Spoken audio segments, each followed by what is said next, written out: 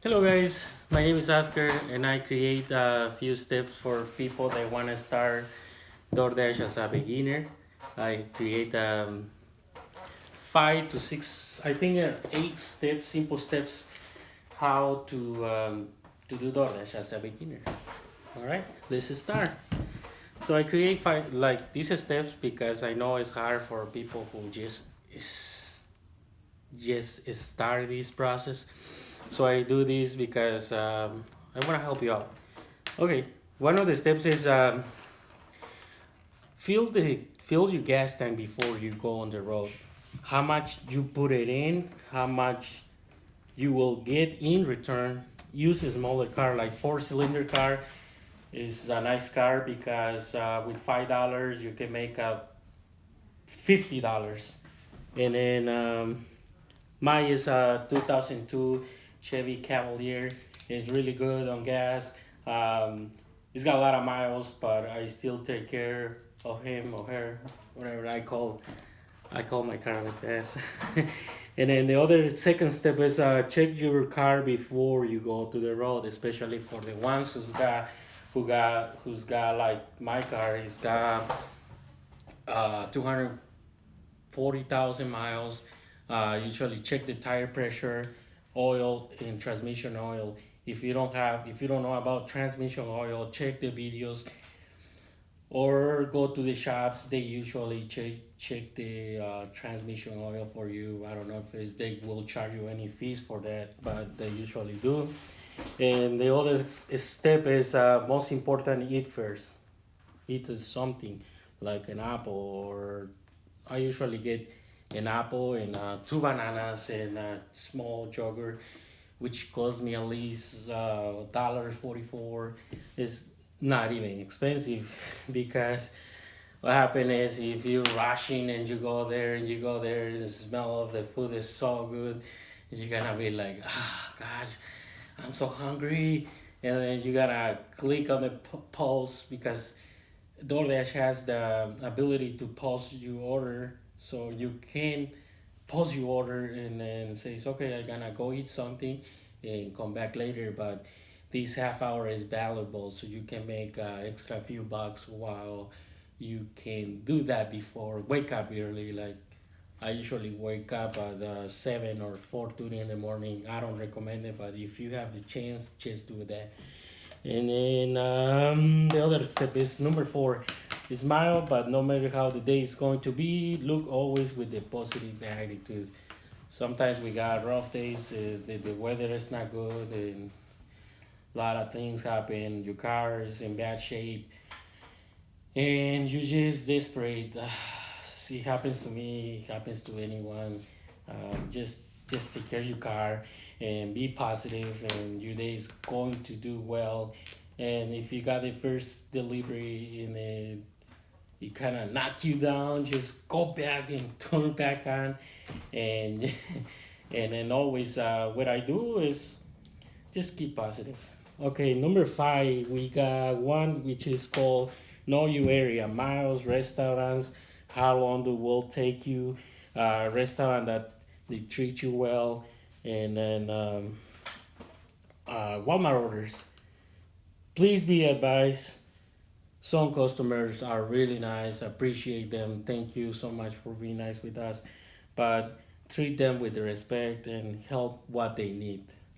But if it turns difficult, if it turns too hard, say okay, I gonna leave the order and then turn back to the um, to the store. That way you don't get in trouble, but you also let the customer know that you have to leave.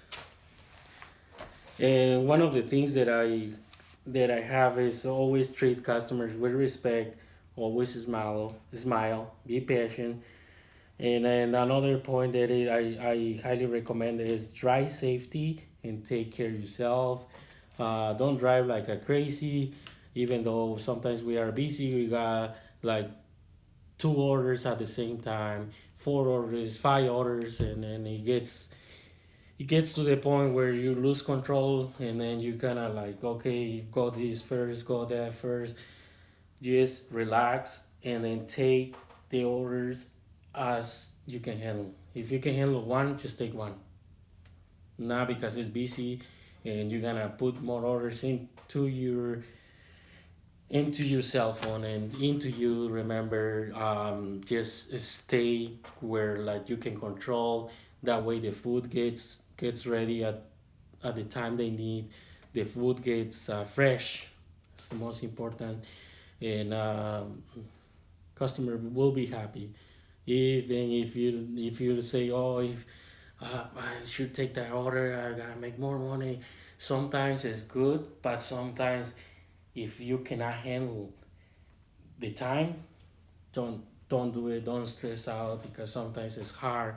It happens to me. It happens to other experienced drivers, and learn from your own mistakes. I usually learn from my mistakes because it's how you be like better driver. Better driver, it gives you like whatever you wanna be, and then and sobre todo be happy. Be happy wherever you are.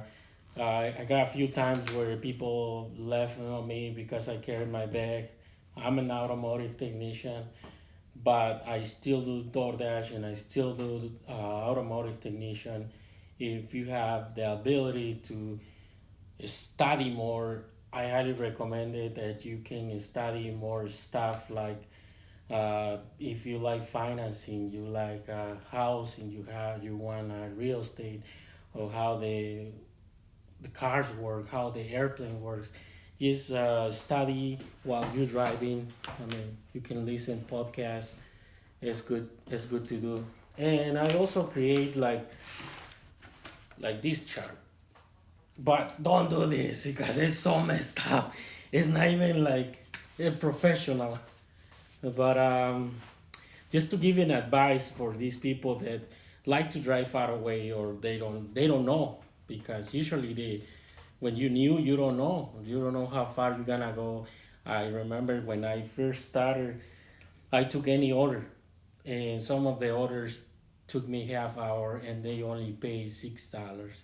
So for those who doesn't know, I have this chart where you can have an idea how long you're gonna drive and how you going to increase your time and strategic make money.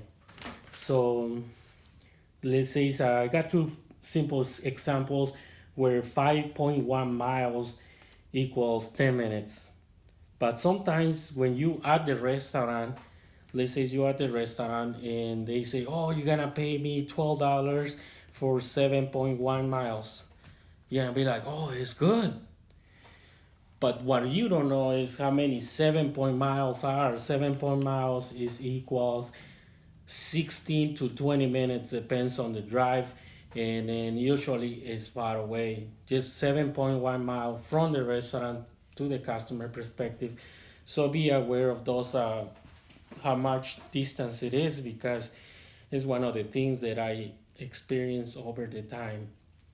And they have a really nice video on YouTube, and I think it's a teacher. He's a teacher, and he will explain you how many miles are in the hour driving and how many miles are in the minute and how many miles are in the second, so you kind of figure out your time and have a strategic.